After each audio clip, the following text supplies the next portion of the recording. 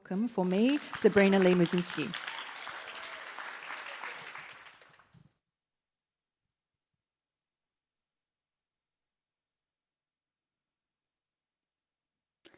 Every Highland dance has an introduction.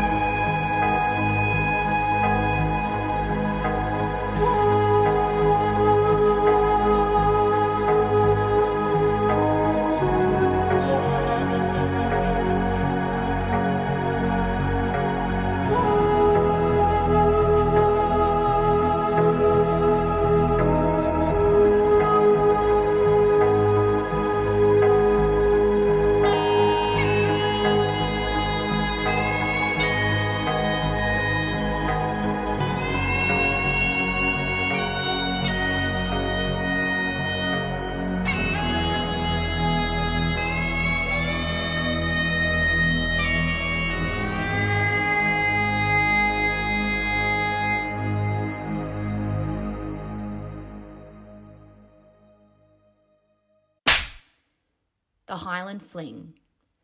This dance from the 17th century is perhaps the best known and is a victory dance following battle.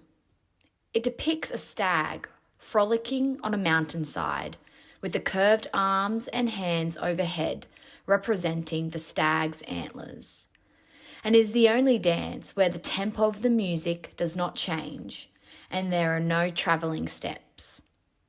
Traditionally, the warriors performed this dance on a small round shield that they carried into battle. As most shields had a steel spike projecting some 5 or 6 inches from its centre, one can understand the quick footwork and dexterity the dancers must possess. Because of its precise movements, it is often used in dance-offs to determine the best dancer. The sword dance, also known as Gilly Callum. It is thought by some to represent the triumph of good over evil, with the sword of the victor, held in the right hand, placed over the sword of the vanquished, held in the left. It is regarded as the ancient dance of war of the Scottish Gael and is said to date back to the 11th century when King Malcolm Canmore was on the throne.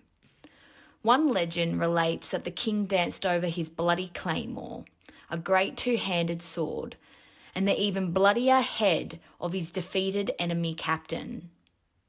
Others say that no head was involved, but the king did dance over his own claymore, crossed over that of his enemy. Still another version of the story is that warriors could expect a victory in an upcoming battle if the dancer completed the dance without touching the crossed swords. So the dance became a predictor of the outcome of battle. Some say that it was noted that if the dancer touched the sword during the dance, this would indicate that he was most likely to be wounded during the next battle. Displacing the sword could possibly mean that he might be killed. So when today's dancers perform the sword dance, they execute the steps with strength and conviction, as did those warriors of old. Chontreuse, pronounced chontreuse in Gaelic and translating into English as old trousers. The origin of this dance may be a little on the obscure side, but the movements and motions of the dance definitely depict a person in the act of shedding his trousers.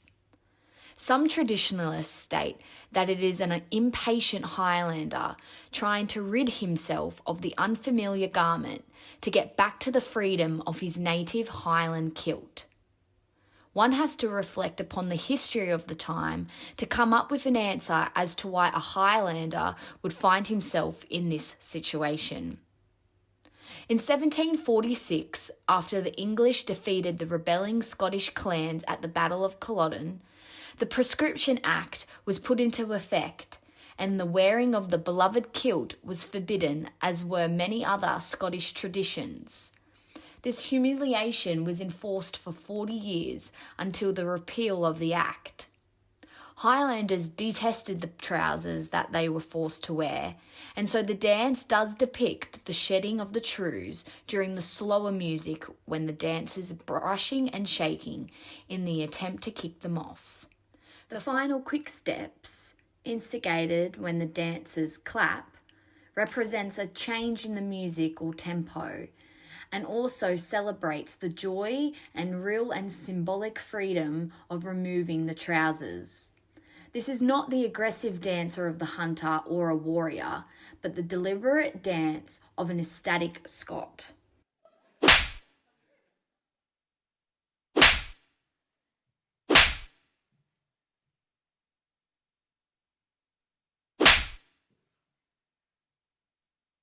Over 90% of competitors today are girls. 20th century saw a clash of two gender identity patterns. Highland dancing is for men only, and dancing is not for men. The latter pattern dominates dancers' minds nowadays. The rare remaining male dancers strive to prove this pattern wrong. Reasonable amount of Highland dance champions are men, considering professional Highland dance community remains strongly female.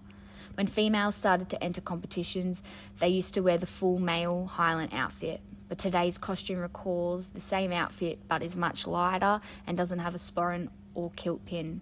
Dress tartans, they were complaints from traditionalists. The tartan was too feminine, too subtle. National dances, the village maid, very soft, elegant and balletic, not corresponding to real men do dance. Girls pretend to dance like boys, while boys have to learn some girl dances after the girls intruded the male dance competitions. But dancers don't appear to be concerned with the male history of Highland dancing, nor the meanings of each dance. There are gender identity issues relevant to Highland dancers, which becomes a problem when telling their story.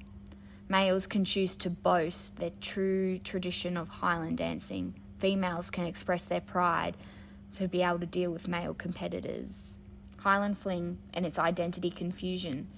It's believed to imitate the moves of a stag, a male red deer, with many hops and arms raised like antlers being the main links between dancer and a deer. However, it's not like that many girls dancing the fling recalls that female red deers actually don't have antlers.